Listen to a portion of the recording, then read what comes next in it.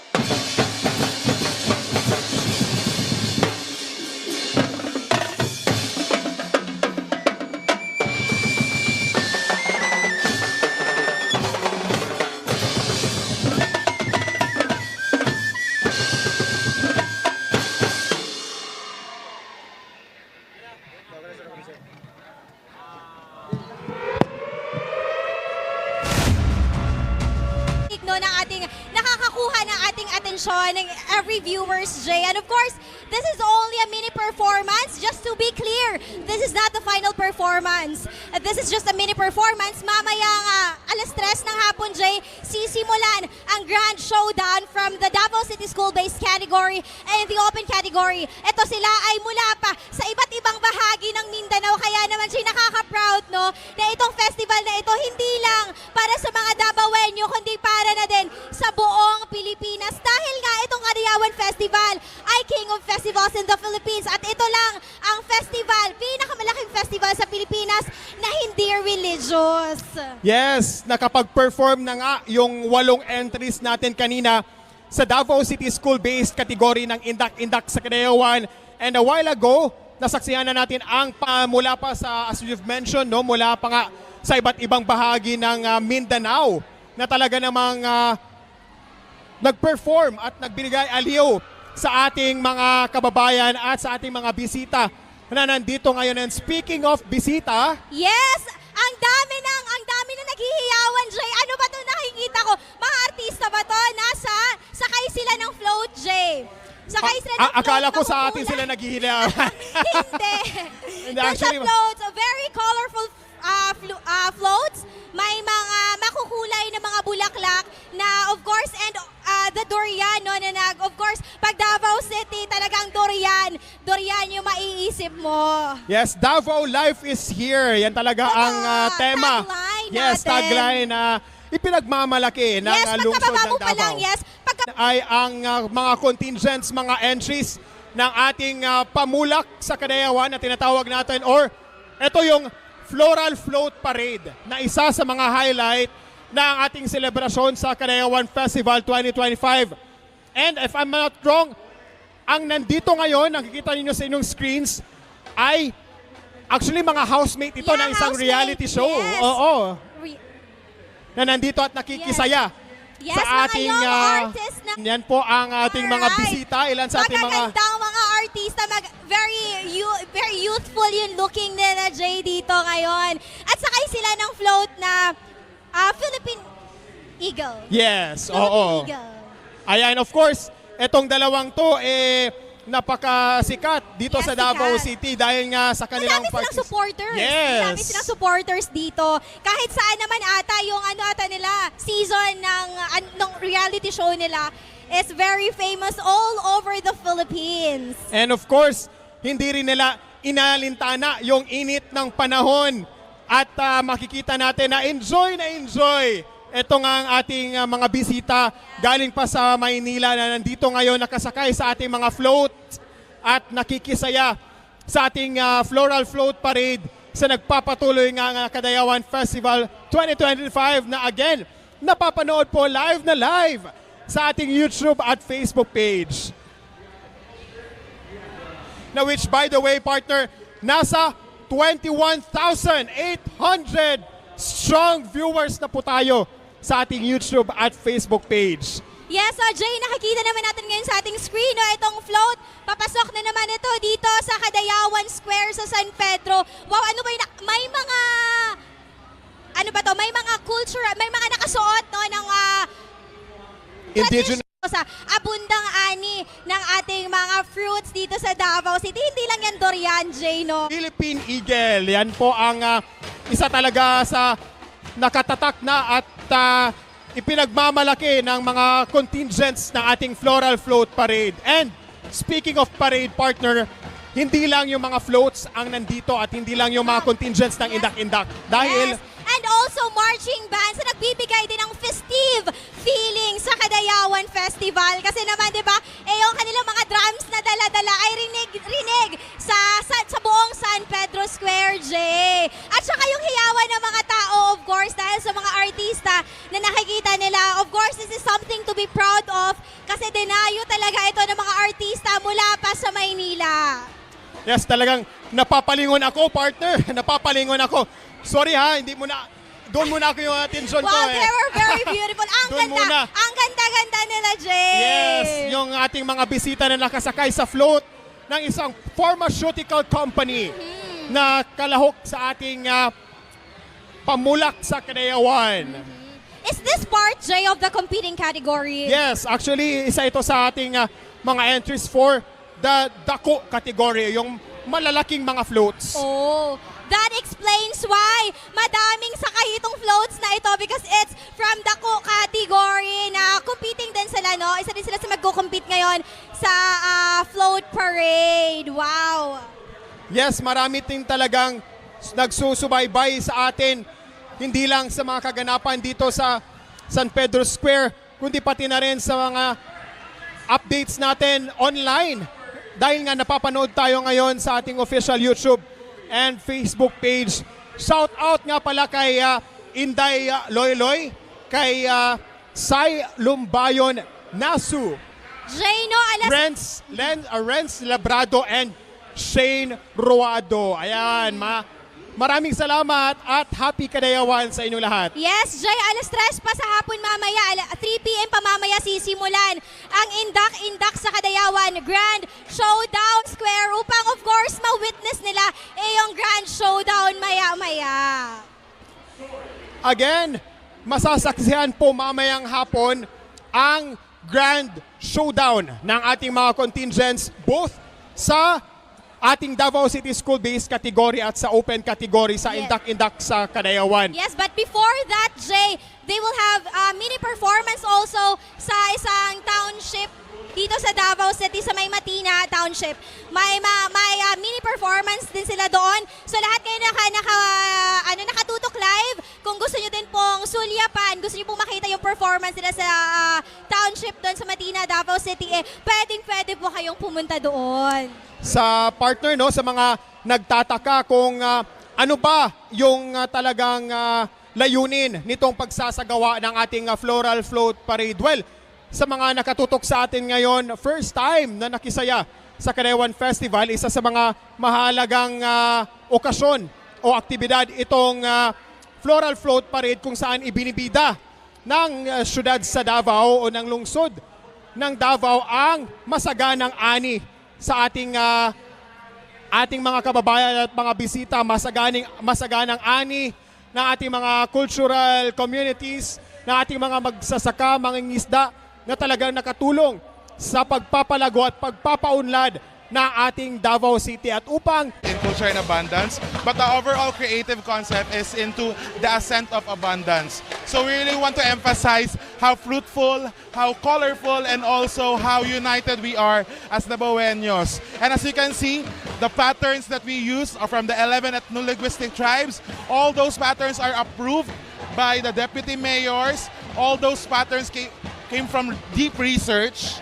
And all the things that we've been doing it patterned to what is really the cultural reference for Kadayawan. So through the years, we've been trying to explore different creative handles and different creative approach to the festival. And this year, we're able to put it with the Ascent of Abundance. I'm proud to say now we are like embracing into the modernity of time. So bago na like how we celebrate the festival, we have access to technology. We also use social media as our main platform for promotion.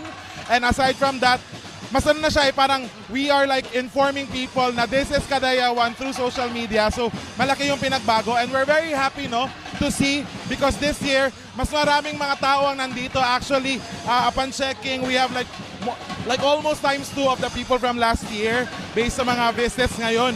And we're very happy because a lot of foreigners are also here enjoying the festival. And aside from enjoying the festival, we are just like starting today, although it is ending like the big event today, but a month long naman yung activities for Kadayawan. And kung ngayon teaser pala nakikita nyo na amazed na kayo later, you'll be more amazed of how these schools, municipalities, and these students and children really prepared for this. Actually, last 2 days ago, kami sa inyo kasi may mga production numbers din prepare ang City Government and the City Tourism Office para sa lahat. Yes, sir. Kamusta po siya so far? Nasusunod naman po yung mga guidelines na naset natin for this Kadayawan Festival. Especially Galing ako sa Pelayo, alas di mahulugan ng karayom, so ang dami-daming tao talaga. And I'm very happy to see like how people really also immersed in the culture. Kasi even sa tribal village sa Magsaysay, pumupunta sila, they're really trying the food. We have 4 festivals in a year, so we have so much to offer. Davao City has so much to offer. And Davao City is not just Kadayawan, Davao City is everything. It's more than life is here. It's still definitely Davao. So you must visit Davao if you want to experience culture, if you want to experience abundance, and also if you want to experience how fun it is to be a Davaoeno and to be a Filipino. So tara, duwaw na sa Davao, Kadakat. And we will hear from you, more of you later, sir. We expect makakasama ka pa namin as we move forward sa ating programa. But this time, thank you so much. Thank you. Sa inyong presensya at sa iyong panahon na makasama ka namin ngayon dito. Yes, thank you so much, Thank you so much. TV, and thank you so much kayong dalawa. And enjoy Kadayawan because it's really beautiful, colorful, and vibrant. So daghang salamat sa inyong tanan. Yes, again, that was Sir Will Tormes, ang ating creative director po sa Kadayawan Festival 2025. And actually, as early as now, we can say congratulations sa ating mga crew, sa mga teams, and sa lahat ng mga responsable sa, I can say, successful na so far, itong ating Kadayawan Festival ngayong taon dahil nga sa brilliant ideas ng ating mga creative directors, mga creative people, and of course, with the help of a City Government of Davao, and of course, sa lahat din ng ating mga contingents na talaga namang nagpasaya sa ating Kadayawan Festival 2025.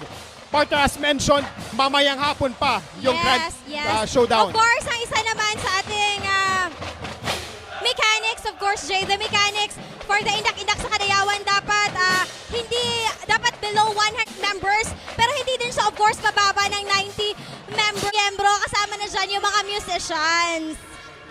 Yes, kanina partner, nasaksihan na natin ang ilan sa mga entries na ating dako o malalaking entries or mga contingents sa pamulak sa Kadayawan. Ngayon naman ay nagbigay din ng talagang kasiyahan sa nagpapatuloy natin na parade ngayon, itong marching band na nasasaksihan natin ngayon sa inyong mga screens.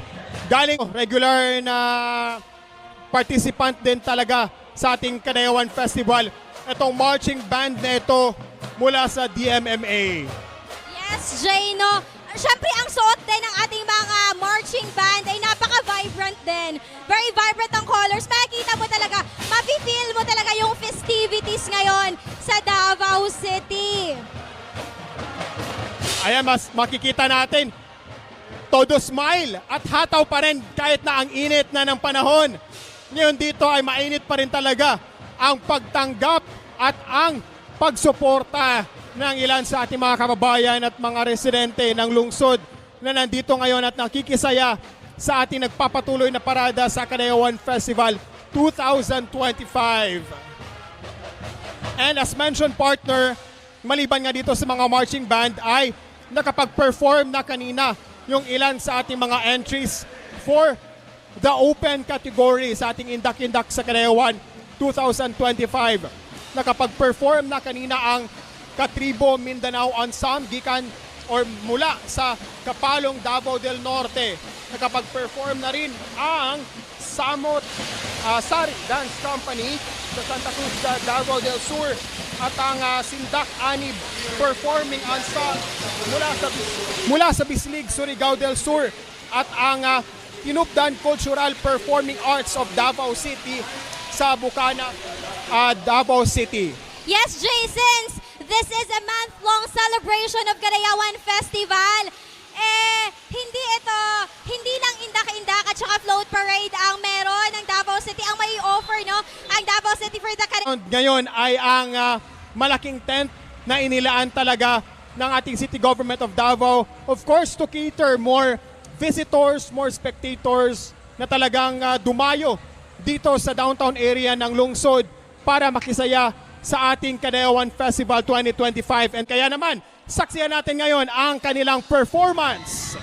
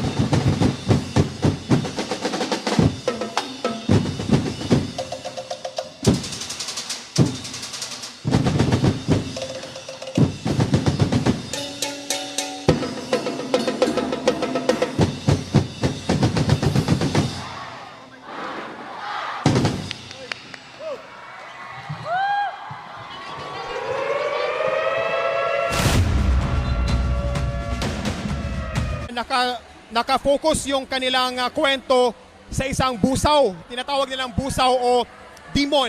Then sa Mini showdown lang. Yes. Mini showdown. Kasi teaser pa lang yon yung ating nasaksihan kanina. At yun nga, ulit-ulit Mamaya. na sinasabi. Mamayang alas 3 pa ng Yes. hapon magsisimula. Mamayang alas 3 ng hapon magsisimula ang grand show. Number 5. Parang na ano to ha, parang sila dapat yung nauna kanina pero nauna yung ating contingents from Mati at Talaingod. But hindi magpapahuli, of course, partner. Etong 5th entry natin sa open category.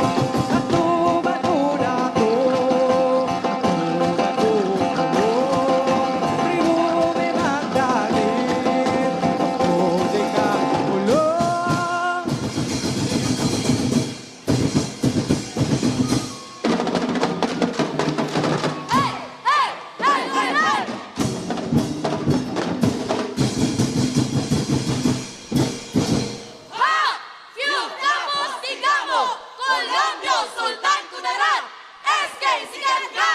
Ha! Ito ang kwento ng pag-ibig!